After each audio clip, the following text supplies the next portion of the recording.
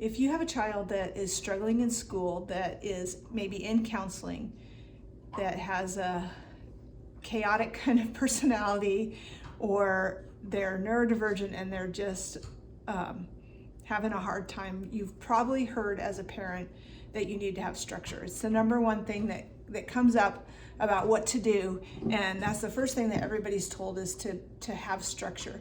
And what I've found in all the years that I've worked with parents in their homes, online, through my coaching program, is that parents know this and they're trying, but a lot of people don't know exactly what it means or how to do it, and they need help to do it. And sometimes that's because you may struggle with having structure or setting up structure. I've had parents tell me that they know how to do it, but they don't want to do it because they don't want to be confined by a structure. And that's really a difficult challenge, right? Because your kids really need this, and yet you may feel kind of almost judged that you're not providing that, and maybe you don't know how, or maybe you don't have the capability. So that's what I want to talk about today, is how to do that. I help parents all over to build structure, and in my 12-week program it's very structured in how we set up your home, because we're doing a program that's intensive and it's for a shorter period of time to kind of give like a boost on the behaviors and to stop some of the things that are happening. So we need that really intense structure. But you honestly are going to find out that you need structure probably way more than you thought you did. Now, you may already be a really organized and structured person, and you're still struggling to have your kids do the things in there, and you're going to say, you know, that's how I have it set up, but they don't do it. I give them their chore list or whatever it is. But this is talking about overall structure in your home and scheduling things, and also doing some things together. And I have other videos on how to get your kids to do that. This one is specifically how to set up that structure. So in my book, Parenting Emotionally Distressed Kids, I have a chapter or more that talks about structure. And in that book, you can get a download of the sample schedule that I'm going to talk about. So the schedule that I have parents use is in half-an-hour increments.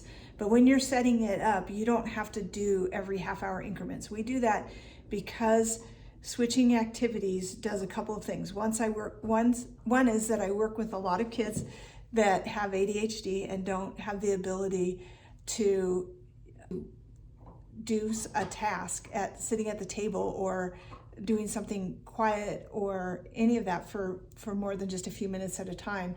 But that sort of.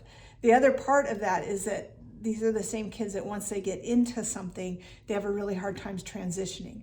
Most kids with neurodiversity have a hard time with the transition. So we build in teaching those transitions by having the schedule structured like that.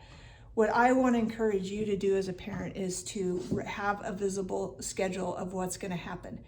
And I have had some families that don't want to do a daily schedule, and so they do like a weekly schedule.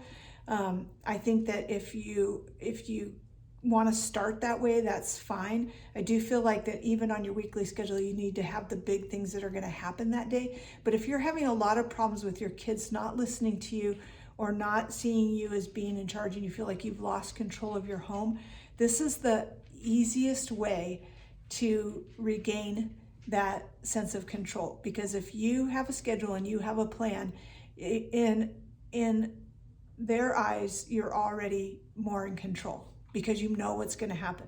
And so when they're asking you, well, why can't we go do this, or I want to do that, and they're really pushing and they're gnawing at you about it, you have a schedule and you have something written down. You're like, well, go check the schedule. Oh, it says we're going to play a game at 4:00. Well, meanwhile, we're going to get this done, or we're going to do this. So it gives you some credibility in their eyes, even though they're not going to tell you that. And it may take you a little bit to feel it, but it just does. The person with the plan, right, is the one that's going to go forward. So having that written down is really, really helpful. I like having a basic kind of day-to-day schedule. It may be one way during the school week and another way on the weekends, but basically there should be some things that are very similar. So even if parents tell me this all the time, it's like, we do have a schedule. I don't have it written down, but we always do the same thing after school, or we always do the same thing in the evening. And yet, if you're having a lot of struggles in the evening with the bedtime routine and all of that, I want to encourage you to write it down exactly what it is.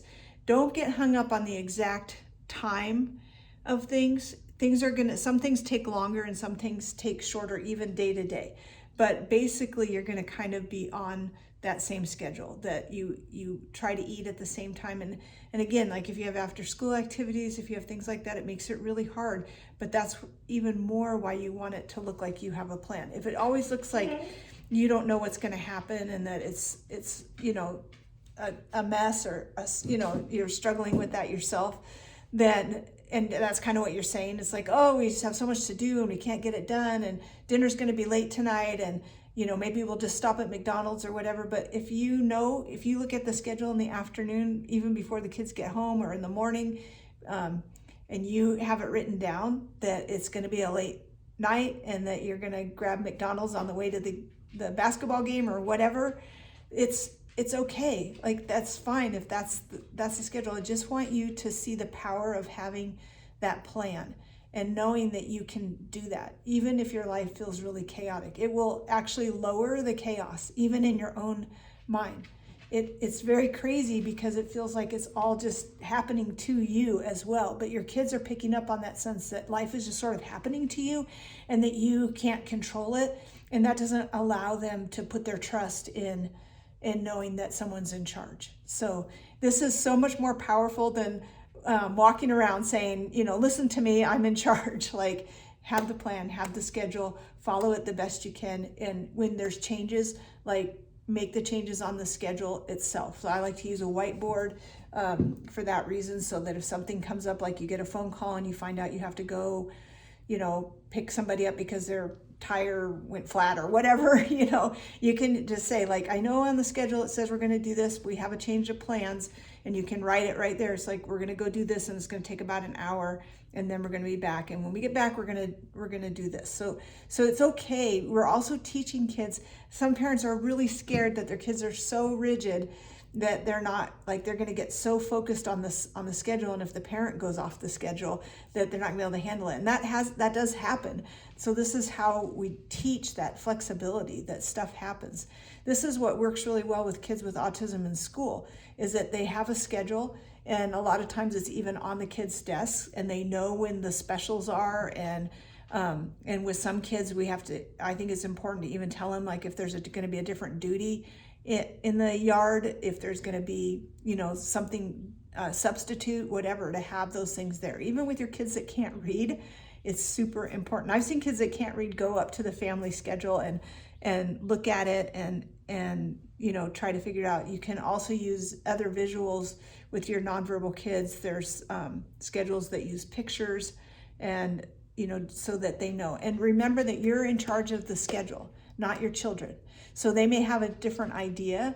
They may want to do it differently. And I don't let the kids write anything on the schedule, but you can have another piece of paper or another whiteboard that is just for their ideas of things they want to do. And then you can tell them, I'll look at that, and if I can fit it in the schedule, I'll do it at this time. Sometimes we just have kind of a list of the things that kids want to do, and we can put a date by when that's going to happen. But it's not that we don't want their input. It's just the schedule is yours, you're in charge, and that will help lower not only the chaos, but it gives them a sense of security. It helps lower the anxiety. It also will help you to not have to give all the choices to them. Did you want to have dinner tonight? What did you want to have for dinner? All of these things. They don't need to make those decisions. You can decide.